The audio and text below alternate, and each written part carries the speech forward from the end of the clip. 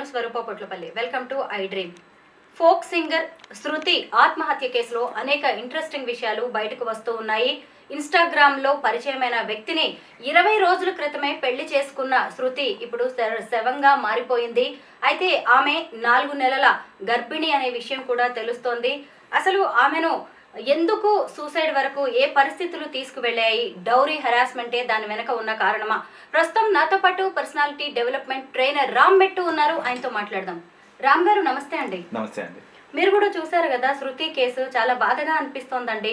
పెళ్ళై 20 రోజులు కూడా గడవక ముందే ఆ అమ్మాయి సూసైడ్ చేసుకునే దాకా వచ్చిందంటే ఎంతటి బాధాకరమైన పరిస్థితుల్ని ఆమె ఫేస్ చేసి ఉంటుందంటారు? డెఫినెట్గా అండి. తను డెఫినెట్గా చాలా ప్రెషర్కి గురై ఉంటుంది. వేరియస్ రీజన్స్ అండి. అంటే బయటికి చెప్తున్నారు ఏంటంటే it is because of dowry harassment అనేసి. So first of all dowry harassment ఎందుకు వస్తుంది ఇలాంటి అంటే ఈ రోజుల్లో కూడా like people are well educated, still dowry harassment ఎందుకు వస్తుంది అని అంటే చిన్నప్పటి నుంచి పేరెంట్స్ ఒక ఎక్స్పెక్టేషన్ పెట్టుకుంటారండి. అది మారాలి. ఫస్ట్ ఆఫ్ ఆల్ ఏంటంటే నాకు మగబిడ్డే కావాలి, ఆడబిడ్డ వద్దు, నాకు మగబిడ్డ కావాలి అనే ఒక ప్రయారిటీ ఉంటుంది. ఈ ప్రయారిటీ ఎందుకు వస్తుంది అని అంటే నాకు ఒక మగబిడ్డ పుడితే వాడు పెద్ద అయినాక పెళ్లి చేసుకొని కట్నం ఇంటికి తీసుకొస్తాడు అనే ఒక ఎక్స్పెక్టేషన్ చిన్నప్పటి నుంచే ఉంటుంది మోస్ట్ ఆఫ్ ది పేరెంట్స్ దగ్గర. సో ఈ ఎక్స్పెక్టేషన్ ఉండడం వల్ల ఏమవుతుంది అని అంటే స్పెషలీ వెన్ లవ్ మ్యారేజెస్ వచ్చినప్పుడు ఈ డౌరీ అనేది అరేంజ్ మ్యారేజ్ సిస్టంలో అంటే సమ్ హాఫ్ నెగోషియేషన్స్లో వాళ్ళు అది ఎంతో కొంత దే గెయిన్.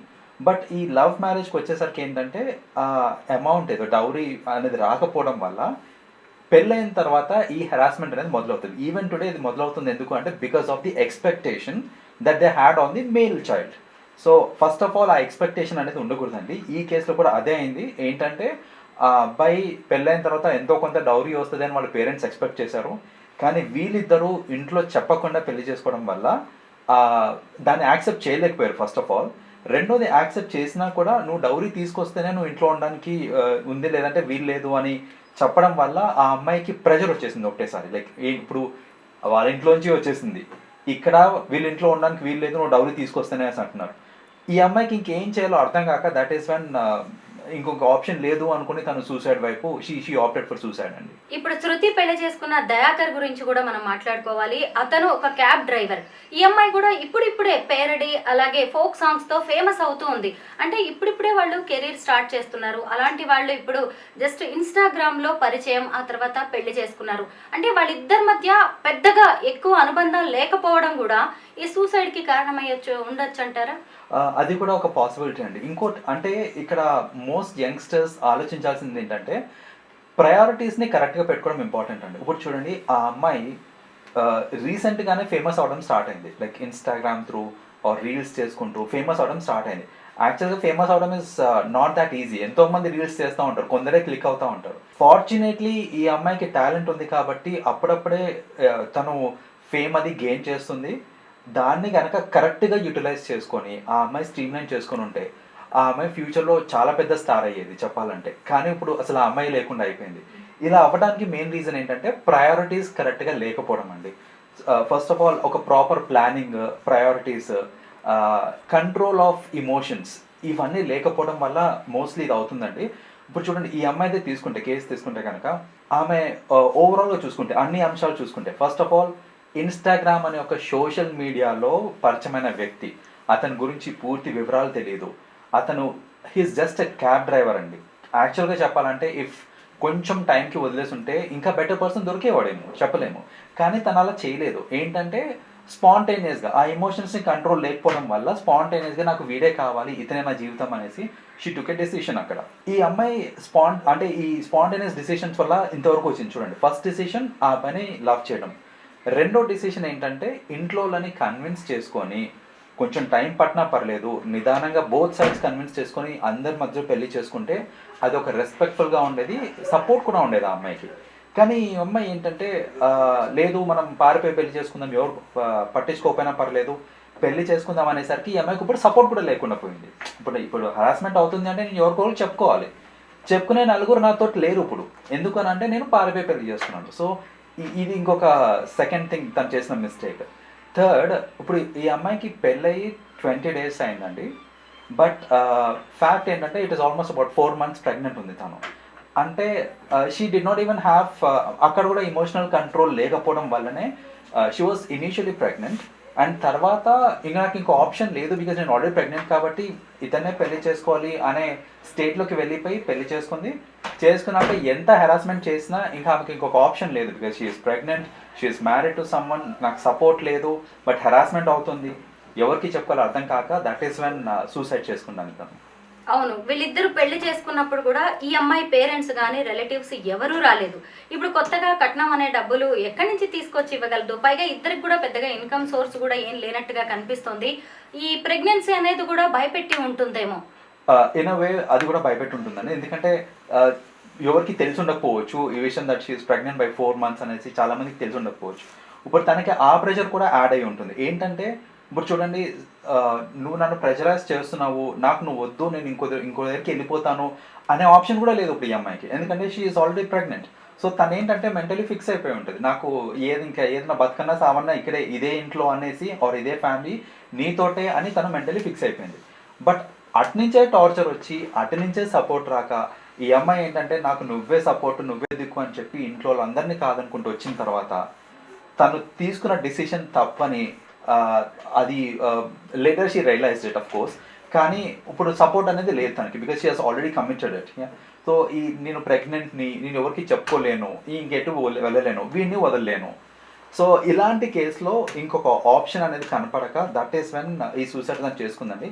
ఇక్కడ అంటే జస్ట్ నాట్ ఈ కేస్ అండి, అదర్వైజ్ కూడా అసలు సూసైడ్స్కి ఎందుకు లీడ్ అవుతుంది ఇదంతా అని అంటే మన సిస్టంలో, మన ఓవరాల్ కమ్యూనిటీలో చూసుకుంటే కానీ సొసైటీలో కానీ చూసుకుంటే మనము పిల్లలకి అన్నీ నేర్పిస్తున్నాం. ఎలా అంటే మంచి చదివిస్తున్నాము, ఎలా చదువుకోవాలి, ఏం చేయాలి, ఫ్యూచర్ ఏంటి, మనీ ఎట్లా చేయాలి, అవన్నీ ఆలోచిస్తున్నారు. కానీ అసలు ప్రెషర్స్ని ఎట్లా హ్యాండిల్ చేయాలి, ఎమోషనల్ కంట్రోల్ ఎలా తీసుకోవాలి, దానికి సంబంధించి అసలు మనం పిల్లలకి చెప్తామా అంటే దాని గురించి అసలు టాపిక్స్ కూడా రావు. దట్ ఈస్ ద రీజన్ ఇప్పటికి మన రీసెంట్గా శ్రీ చైతన్యలో జరిగిన ఇది సూసైడ్ కావచ్చు, ఈ మోస్ట్ యంగ్స్టర్స్ సూసైడ్ చేసుకోవడానికి రీజన్ అదండి. ఏంటంటే వాళ్ళకి ఎట్లా ప్రెషర్ మేనేజ్ చేసుకోవాలో ఎవ్వరు చెప్పకపోవడం వల్ల పేరెంట్స్గా మనం రెస్పాన్సిబిలిటీ తీసుకొని మనం కనుక ప్రాపర్ కౌన్సిలింగ్ చిన్నప్పటి నుంచి ఇస్తే కనుక ఇలాంటివి చాలా వరకు తగ్గించవచ్చు. శృతి సూసైడ్ తర్వాత ఆమెతో పాటు పనిచేసిన కో సింగర్స్ కావచ్చు, తోటి కళాకారులు చాలా బాధపడుతున్నారు. ఎందుకంటే ఎవరు ఎక్స్పెక్ట్ చేయలేదండి, ప్రేమించిన అబ్బాయిని పెళ్లి చేసుకుంది, చాలా హ్యాపీగా ఉంటుంది కదా అని అందరూ అనుకున్నారు. అయితే ఇక్కడ ఇంకొకటి ఏంటంటే చాలా మంది తమకు ఎంత ఇబ్బంది ఎదురవుతున్నా వేరే వాళ్ళకి చెప్పుకోరు, ఎందుకు వచ్చిందిలే, ఎవరు ఏమనుకుంటారో అని చెప్పి. అది కూడా అసలు ఒక రకంగా వాళ్ళని ఒంటరి వాళ్ళని చేస్తుందేమో. డెఫినెట్గా అండి, ఎందుకంటే మనకి సాడ్ స్టేట్ ఏంటంటే ఇప్పుడు మనం ఒక విషయం ఎవరితోటైనా షేర్ చేసుకున్నాము అని అంటే వాళ్ళు దాన్ని విని అర్థం చేసుకొని మనకి కౌన్సిలింగ్ ఇవ్వటము ఇవన్నీ కాకుండా జనరల్గా జరిగేది ఏంటిదనంటే నాకు ఈ ప్రాబ్లం ఉంది అని నేను ఎవరికైనా చెప్పాను అని అంటే ఓ అవునా అని చెప్పేసి దీన్ని ఇంకో 10 మందికి చెప్తారే కానీ అసలు దాన్ని నేను ఎలా డీల్ చేయాలని నాకు సలహాలు రావటం అనేది జనరల్గా జరగదు. దట్ ఈస్ ద రీజన్ ఏంటంటే చెప్పుకుంటే నలుగురికి తెలిసిపోతుందేమో, దాంట్లో నాకు కొంచెం డీఫెమేషన్ అవుతుందేమో, సో అందరి ముందు చులకనైపోతానేమో, ఇలాంటి థాట్స్ అన్ని రావటం వల్ల ఈ షేరింగ్ ఆఫ్ ప్రాబ్లమ్స్ అనేది జనరల్గా జరగదు ఈ యూత్లో. సో అలా ఎవరితోటి షేర్ చేయలేక ఆ ఒత్తిడి పెరిగిపోయి ఇంకా ఆబ్వియస్లీ అది తట్టుకోలేని సిచ్యువేషన్లోకి వచ్చేసిన తర్వాత చలో let us end the life ఇయర్ అనేసి ఆ స్టేజ్కి వెళ్తుంది. So this is also something we have to understand. ఏంటంటే మనకి అట్లీస్ట్ గవర్నమెంట్ నుంచి అనేది సపోర్ట్ రావాలండి, that if someone is having some pressure ఒక toll free number which has to be advertised. ఇప్పుడు మనకి తెలుసు 102 తెలుసు, 100 తెలుసు, 101 తెలుసు, ఈ 3 తెలుసు. కానీ నాకు ప్రెషర్ ఉంది, నేను ఎవరితోటైనా మాట్లాడాలి, నాకు కౌన్సిలింగ్ కావాలంటే నెంబర్ ఏంటంటే తెలియదు మనకు. సో ఇలాంటి ఒక ఏదన్నా టోల్ ఫ్రీ నెంబర్ తీసుకొచ్చి ఇలాంటిది ఏదన్నా తీసుకొని వస్తే గవర్నమెంట్ కూడా it will be definitely benefiting the society అండి. రామ్ గారు, మీరు పర్సనాలిటీ డెవలప్మెంట్ ట్రైనర్గా ఎంతోమంది యూత్ని చాలా దగ్గర నుంచి చూస్తూ ఉంటారు. అయితే కొంతమంది ఏంటంటే నా జీవితం నాది, నా ఇష్టం వచ్చినట్టుగా నేను ఉంటాను, ఎవరేంటి అనుకుంటే నాకేంటి అని ఇలాగా వదిలేసి ఉండలేకపోతున్నారు, టేక్ ఇట్ ఈజీగా తీసుకోలేకపోతున్నారు. ఎందుకు యువత కొంతమంది ఇలా ఆలోచిస్తున్నారంటారు? సో బేసిక్గా ఇది దానికేనండి, ఎందుకంటే స్పెషలీ యంగ్స్టర్స్లో చూస్తుంటాం మనం. ఇది ఏంటంటే నా లైఫ్ నా ఇష్టము, ఎవరేం చెప్పినా నాకు సంబంధం లేదు, నాకు ఇది కావాలి, నేను ఇలాగే చేస్తాను అని అనుకుంటారు. ఆ టైంలో ఏంటంటే అన్నీ నాకే తెలుసు అనే ఒక థాట్ ప్రాసెస్ వస్తుంది మనకి. సో పక్కన వాళ్ళు చెప్పేవి పెద్దగా పట్టించుకోండి. స్పెషలీ పెద్దలు చెప్పేటప్పుడు ఏంటంటే ఆ జనరేషనల్ గ్యాప్ ఏదైతే ఉంటుందో, because of the generational gap నువ్వేంటే నాకు చెప్పేది, లేకపోతే నువ్వు చెప్పేది నీకు తెలియదులే, నువ్వు అర్థం చేసుకోలేవు నా సిచ్యువేషన్. ఇవే మోస్ట్లీ నేను చూస్తుంటాను యంగ్స్టర్స్లో. వాళ్ళు ఏంటంటే వాళ్ళ పేరెంట్స్ వచ్చి కంప్లైంట్ చేస్తుంటారండి. నేను ఏదైనా కౌన్సిల్ చేద్దాము మా అబ్బాయికి అని అంటే మా అబ్బాయి ఒకటే మాట అంటాడు, మా జనరేషన్ ప్రాబ్లమ్స్ మీకు అర్థం కావులేండి అని చెప్పేస్తారు వాళ్ళు. సో అర్థం కావులే అని వాళ్ళు they take it for granted and వాళ్ళు చెప్పరు కూడా పేరెంట్స్కి. నాకు ఈ ప్రాబ్లం ఉంది అని కమ్యూనికేట్ చేద్దాం అనుకున్నా కూడా ఫస్ట్ ఆఫ్ ఆల్ అది ఎందుకు జరగట్లేదు అని అంటే they have this mental barrier that వాళ్ళు అర్థం చేసుకోరు. చెప్పినా నన్ను తిడతారు, నన్ను రెస్ట్రిక్ట్ చేస్తారు, కానీ నాకు ఒక సొల్యూషన్ ఇస్తారు అనే నమ్మకం లేక మోస్ట్ యూత్కి అదే ఏంటంటే వాళ్ళని పేరెంట్స్ని అడిగితే నాకు ఒక సొల్యూషన్ వస్తుంది అనే నమ్మకం లేదు కాబట్టి వాళ్ళు first of all they don't approach. వాళ్ళు ఏదైనా చెప్పినా వీళ్ళు తీసుకోరు because they think there is a generation gap. నిజంగా శృతి సూసైడ్ లో రామ్ గారు చెప్పిన ఎన్నో విషయాలు కనిపిస్తూ ఉన్నాయి. కొంతమందినైనా ఆమె ఎవరినైనా తనకి క్లోజ్ గా ఉండే వాళ్ళని అప్రోచ్ అయినా బాగుంటుండే ఈ సూసైడల్ టెండెన్సీ ఉన్నప్పుడు. అలాగే ఈ డౌరీ హెరాస్మెంట్ కావచ్చు, అత్తమామలు, కొత్త వ్యక్తులు, వాళ్ళందరితో ఆమె మింగిల్ కాలేకపోవడం, ఇలా అనేక అంశాలు ఆమె తన చావును తానే రాసుకునేలా చేసినట్టుగా కనిపిస్తుంది. థ్యాంక్ యూ రామ్ గారు. థ్యాంక్ యూ అండి.